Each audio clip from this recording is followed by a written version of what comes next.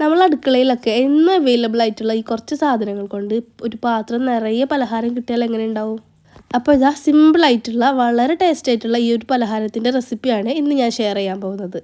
ഇതിനായി ഒരു സോസ് പാനിലേക്ക് ഒരു 1/4 കപ്പോളം ഡാൽഡയാണ് ഇവിടെ ചേർത്ത് കൊടുക്കുന്നത്. ഡാൽഡ തന്നെ എടുക്കണേ. ഇനി ഇതുപോലെ തന്നെ ഒരു 1/4 കപ്പോളം പഞ്ചസാര കൂടെ ചേർത്ത് കൊടുത്തിട്ടുണ്ട്. ഇനി ആ കപ്പിൽ തന്നെ ഒരു കപ്പോളം വെള്ളം ചേർത്ത് കൊടുക്കുന്നുണ്ട്. 250 ml കപ്പാണ് കേട്ടോ. നിങ്ങൾ ഏത് കപ്പാണോ എടുക്കുന്നത് ആ കപ്പിൽ തന്നെ ബാക്കിയുള്ളതും അങ്ങോട്ട് ചേർത്ത് കൊടുത്താൽ മതി. ഇനി ഇതിലെ പഞ്ചസാര ഒന്ന് മെൽറ്റ് ആവുന്നത് വരെ നമുക്കിതൊന്ന് തിളപ്പിച്ചെടുക്കണം. ഇതിപ്പോൾ നന്നായി തിളച്ച് ഇതിലെ പഞ്ചസാര ഒക്കെ ഒന്ന് മെൽറ്റായി കിട്ടിയിട്ടുണ്ട്. ഇനി ഇതൊന്ന് ഓഫ് ചെയ്തിട്ട് നമുക്ക് വേറൊരു പാത്രത്തിലേക്ക് മാറ്റി കൊടുക്കാം. ഇതുപോലെ കുറച്ച് വലിയൊരു പാത്രം എടുക്കാൻ നോക്കാം കേട്ടോ. അപ്പോൾ പെട്ടെന്ന് ചൂടാറി കിട്ടും ചെയ്യും. പിന്നെ നമ്മൾ മാവ് കുഴക്കാനായിട്ട് എളുപ്പമായിട്ട് കിട്ടും. ഈ മിക്സ് ഇപ്പോൾ ഇവിടെ നന്നായിട്ട് ചൂടാറിയിട്ടുണ്ട്. ചൂടാറിയതിന് ശേഷം മാത്രം നമുക്ക് ഇതിലേക്ക് ഒരു കോഴിമുട്ട പൊട്ടിച്ചൊഴിച്ച് കൊടുക്കാം. കൂടെ ഒരു നുള്ളു ഉപ്പും കുറച്ച് ഏലക്കപ്പൊടി കൂടെ ചേർത്ത് കൊടുക്കുന്നുണ്ട്. ഇതിന് ടേസ്റ്റ് ഇഷ്ടമല്ലെങ്കിൽ അത് സ്കിപ്പ് ചെയ്യാം കേട്ടോ.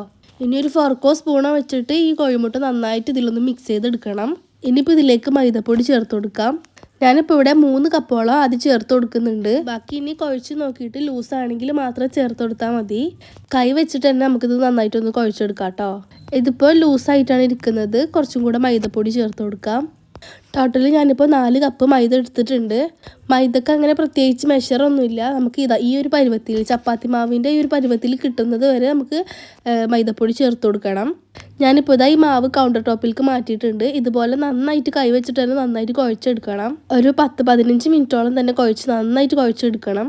നമ്മൾ ഈ ഒരു കുഴക്കുന്നതിലാണ് ഈ ഒരു പലഹാരം അടിപൊളിയായിട്ട് കിട്ടുക. ഇപ്പോൾ ഇതിവിടെ സെറ്റായിട്ടുണ്ട്. ഇനി ഈ മാവിൽ നിന്ന് നമുക്ക് ഓരോ പോർഷനാക്കി മാറ്റിയിട്ട് ഇതുപോലെ ഒന്ന് പരത്തിയെടുക്കണം. ഇനിയിപ്പോൾ ഒരു കത്തി വെച്ചിട്ട് ഇതുപോലെ ചെറിയ ചെറിയ കഷ്ണങ്ങൾ സ്ക്വയർ ആക്കിയിട്ട് കട്ട് ചെയ്തെടുക്കാം. ഷേപ്പൊക്കെ നമ്മൾ ഇഷ്ടത്തിനനുസരിച്ച് ചൂസ് ചെയ്യാം കേട്ടോ. ഞാനിപ്പോൾ ഇവിടെ ഈ ഒരു രീതിയിലാണ് കട്ട് ചെയ്തെടുത്തിട്ടുള്ളത്. ഇനി നമുക്ക് ബാക്കിയുള്ളതും കൂടെ അങ്ങോട്ട് ചെയ്തെടുക്കാം. ആദ്യം തന്നെ ഈ മാവ് ഫുള്ളായിട്ട് ബോൾസാക്കി വെക്കരുത് കേട്ടോ. ഇത് ഡാൽഡ ആയതുകൊണ്ട് തന്നെ വേഗം ഡ്രൈ ആയി പോവും. ഇനിയിപ്പോൾ ഡ്രൈ ആവുകയാണെങ്കിൽ ഒന്നും കൂടെ നന്നായിട്ട് കുഴച്ചെടുത്താൽ റെഡി ആവും കേട്ടോ. ഞാനിപ്പോൾ ഇവിടെ എല്ലാം ചെയ്തെടുത്തിട്ടുണ്ട്. ഇനിയിപ്പോൾ ഒന്നുമില്ല, അത് ഫ്രൈ ചെയ്തെടുക്കാം. ഓയിൽ നന്നായി ചൂടായ ശേഷം നമ്മളിതുപോലെ ഓരോന്നായിട്ട് ഇട്ട് കൊടുക്കാം.